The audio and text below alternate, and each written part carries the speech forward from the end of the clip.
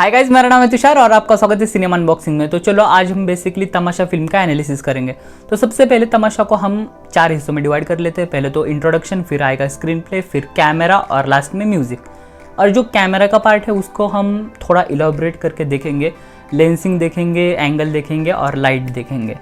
तो basically film का introduction पहले कर देते कि फिल्म के डायरेक्शन क्या है, इम्तियाज़ अली ने, और लिखी भी उन्होंने है। फिल्म के लीड रोल में है रणबीर कपूर और दीपिका पादुकोण एज वेद एंड तारा के कैरेक्टर में। अब देखो, ये आप बहुत दूर से फिल्म देखोगे, मतलब ऊपर से देखोगे तो आपको लगेगा ये एक लव स्टोरी है, पर एक्चुअली ये सिर्फ लव स्टोरी नहीं है, ये तुम्हारे मेरे ज़िंदगी की एक स्टोरी है। ये हर उन लोगों की स्टोरी है जो अपने सपने जीना चाहते हैं, पर किसी न किसी के दबाव में आके वो कहीं ना कहीं वो अपने सपनों को खो रहे हैं। उन सभी की स्टोरी है। तो चलो अब बात करते हैं फिल्म के स्क्रीन प्ले के बारे में। तो फिल्म की शुरुआत ही एक ऑडिटोरियम, एक थिएटर से होती है, जहां हमें पता चलता है कि एक थिएटर है और स्टेज पे एक तमाशा चल रहा है। मतलब डायरेक्टर हमें पहले ही बता दे रहा है कि आप जो भी देख रहे हो वो एक तमाशा देख रहे हो, एक स्टोरी देख रहे हो। और वहाँ आप कैमरा प्लेसमेंट भी देखोगे तो ऑडियंस के बीच में की है। मतलब आपको ऑडियंस के पॉइंट ऑफ व्यू से डायरेक्टर दिखा रहा है, मतलब आपको एक ऑडियंस बता रहा है बेसिकली। तमाशा किसका चल रहा है? तमाशा किसका है? तमाशा है तुम्हारे और मेरे जिंदगी का, वेद के जिंदगी का। जैसे जैसे तमाशा आगे जाता है वैसे वैसे फिल्म की स्टोरी आगे बढ़ने लगती है, और जहाँ तमाशा खत्म होता है वहाँ फिल्म भी खत्म हो जाती है। तो चलो अब बात करते हैं फिल्म के कैमरे के बारे में। तो मुझे लगता है कि फिल्म का कैमरा बहुत ही इंपॉर्टेंट रोल प्ले करता है फिल्म में। जितने अच्छी तरह से फिल्म लिखी गई है उतनी ही अच्छी तरह से फिल्म को विजुअली डिज़ाइन भी किया है। इस फिल्म का हर एक शॉट अपने आप में एक बहुत ही अच्छी तरह का कैमरा का प्रदर्शन है। पर ऑब्वियसली मैं सारे शॉट्स या सारी फिल्म तो नहीं समझा सकता, पर मैं एक सीन से आपको कैमरा के जो एस्पेक्ट्स है, लेंसिंग, लाइट्स और एंगल, उनको समझाना चाहूँगा। अब देखो, ये सीन है। इस सीन में जो तारा है वो वेद को कन्विंस कर रही है कि तुम मुझसे शादी करो, जो तुमने मुझे पहले वो रिंग दी थी वो मुझे वापस दो। इस सीन में जो तारा का कैरेक्टर है वो बेसिकली वीक है, तो वो जो उसकी वीकनेस है वो क्रिएट करने के लिए आप देखेंगे कि वहाँ निगेटिव फ्रेमिंग का यूज़ किया है। निगेटिव फ्रेमिंग मतलब क्या होता है कि निगेटिव फ्रेमिंग मतलब जो कैरेक्टर है उसके पीछे बहुत ज़्यादा जगह होती है, उसके सामने जगह नहीं होती, उसकी जो मुंह के सामने ज़्यादा जगह नहीं होती। जैसे आप देखेंगे कि जो तारा का कैरेक्टर है उसके पीछे बहुत ज़्यादा जगह है, जो कि उसे हम नेगेटिव स्पेस बोलते हैं, जिसका कोई मतलब नहीं होता। वो स्पेस कैरेक्टर को वीक बनाती है, तो इसकी वजह से उसको बोलते हैं निगेटिव स्पेस, या हम बोल सकते हैं कि नोज रूम नहीं देते बेसिकली। तो ये हो गई कैमरा एंगल की बातें। दूसरी मैं बात कहना चाहूँगा कि लेंसिंग की। तो इसी सीन में देखो, इस सीन के लास्ट में जब रणबीर कपूर है, जब वेद है, वो तारा को छोड़ जाता है और वो बाहर चला जाता है, वहाँ में दिखता है कि जो वेद है वो बहुत दूर खड़ा है तारा से। मतलब विजुअली भी हमें वो दोनों दूर दिखते हैं, मतलब जो उनके डिस्टेंस है उनके बीच का, उनके रिलेशन के बीच का, वो हमें विजुअली भी दिखता है। पर वो डिस्टेंस एनहांस करने के लिए, वो डिस्टेंस और ज़्यादा दिखने के लिए वहाँ वाइड लेंस का यूज़ किया है। इसकी वजह से जो उनके बीच का डिस्टेंस है वो बहुत ज़्यादा दिखता है। ये हो गई बात फिल्म की वाइड लेंस के बारे में। और दूसरी बात, फिल्म में टिल्ट शिफ्ट लेंस का यूज़ किया है।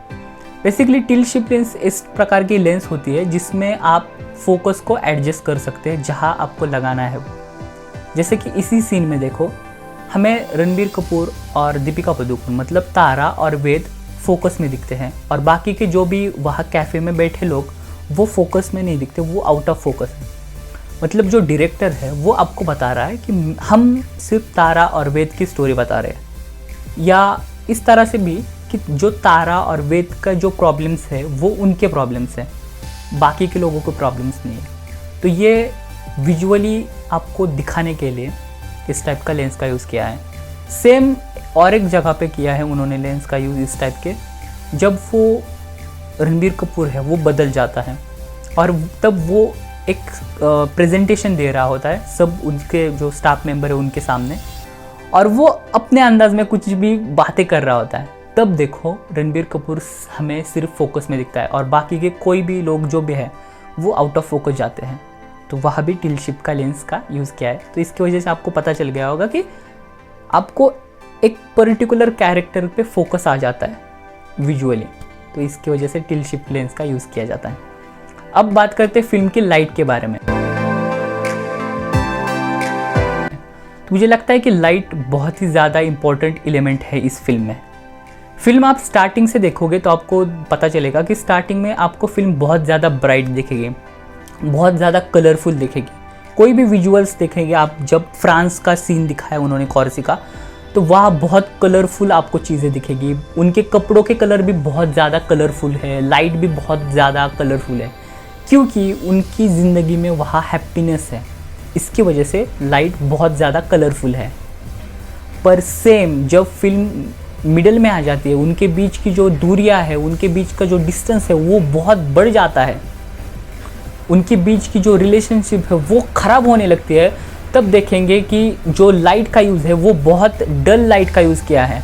और सेम कपड़ों का भी यूज़ देखेंगे तो उनके जो पहले बहुत कलरफुल कपड़े हुए करते थे वो अब डार्क कपड़ों में आ गए। मतलब उनके कपड़े देखेंगे तो ग्रे शेड में कपड़े हैं, ब्लैक शेड में कपड़े हैं, वो डलनेस क्रिएट करता है। अब लाइट की पर्टिकुलर बात कहना चाहूँगा इस सीन में, जहाँ आपको दिखेगा कि तारा और वेद बात कर रहे हैं और उनके पीछे बहुत हार्श लाइट है, और इसकी वजह से तारा और वेद के बॉडी को एक बॉर्डर क्रिएट हो रही है लाइट की। तो इसकी वजह से उनके बीच की जो बॉर्डर है वो ज़्यादा ग्लोरीफाई हो रही है। मतलब डायरेक्टर आपको विजुअली भी नरेट कर रहा है कि उनके बीच कितना ज़्यादा डिफरेंस है। आप ठीक से देखोगे तो एक आपको बॉर्डर दिखेगी। तो फिल्म में हर चीज़ ऐसे ही नहीं होती, हर चीज़ मतलब से होती है। ऑब्वियसली अच्छी फिल्मों में बोल रहा हूँ मैं। इसी सीन में हमें दिखता है जब वेद का कैरेक्टर उस कैफ़े से बाहर जाता है तो हमें वो पर्पल लाइट में दिखता है। तो वो पर्पल लाइट उस सीन की इंटेंसिटी को ज़्यादा बढ़ा देती है। अगर आप ऐसा सोचो कि वहाँ ग्रीन या सॉफ्ट येलो लाइट होती तो जितना इम्पैक्ट वो पर्पल लाइट क्रिएट कर रही है उतना इम्पैक्ट वो नहीं क्रिएट कर पाती। तो ये बात होती है लाइट की। अब बात करते हैं फिल्म की म्यूज़िक के बारे में। फिल्म की म्यूज़िक किया है AR रहमान सर ने। फिल्म का म्यूज़िक का यूज़ बहुत ही ब्रिलियंटली किया है। फिल्म की शुरुआत, मतलब मैं मटर गश्ती गाने की बात करूँगा, वहाँ से मैं बात करना चाहूँगा।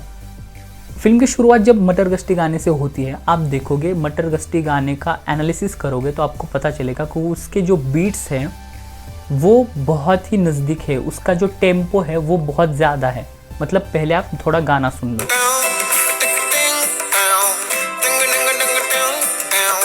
तो आपने सुना होगा कि आपको पता चलेगा कि उसके जो बीट्स है वो बहुत नज़दीक है, उसका टेम्पो बहुत ज़्यादा है। मतलब इसकी वजह से आपको एक एक्साइटमेंट क्रिएट हो रही है, इसकी वजह से एक हैप्पीनेस क्रिएट हो रहा है इस टाइप की बीट्स और टेम्पो की वजह से। पर साइमल्टेनियसली आप देखोगे कि जब फिल्म बीच में आ जाती है, जब उनके बीच में जो डिफरेंस है वो बढ़ने लगता है, तब अगर तुम साथ हो गाने का यूज़ किया है तो उस गाने का आप टेम्पो देखोगे तो वो बहुत लो है। उस गाने का जो भी बीट्स है वो बहुत दूर दूर है। पहले आप सुन लो।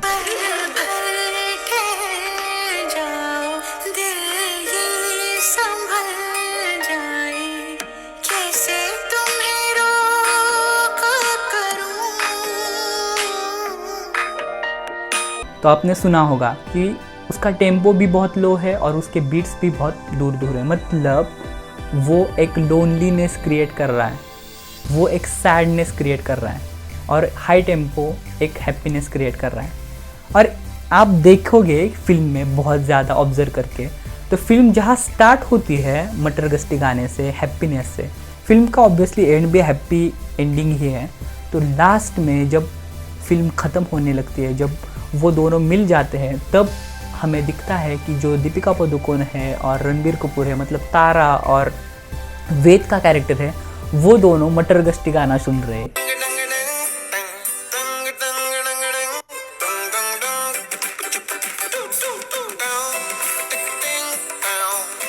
मतलब वहाँ अगर तुम साथ हो का नहीं यूज़ किया, वहाँ फिर से हैप्पीनेस क्रिएट करने के लिए उन्होंने मटर गश्ती गाने का यूज़ किया है। तो ये बात होती है। और एक मैं बात कहना चाहूँगा कि मटर गश्ती गाने के बारे में, आपको पता चलेगा कि ये गाना शूट किया है कॉर्सिका में, फ्रांस में। तो इस गाने में जो भी इंस्ट्रूमेंट उन्होंने यूज़ किए वो सारे वेस्टर्न इंस्ट्रूमेंट का यूज़ किया है, क्योंकि वेस्टर्न फील लाने के लिए उन्होंने इंडियन इंस्ट्रूमेंट का नहीं यूज़ किया। तो ये होती है म्यूज़िकल स्टोरी टेलिंग, और ये मुझे बहुत ब्रिलियंट लगता है। बाकी यही था यार मेरा ऑब्जर्वेशन इस फिल्म के बारे में। आपको अच्छा लगा हो तो लाइक, शेयर और कमेंट कर सकते हैं। बाकी आज के लिए इतना ही, बाय।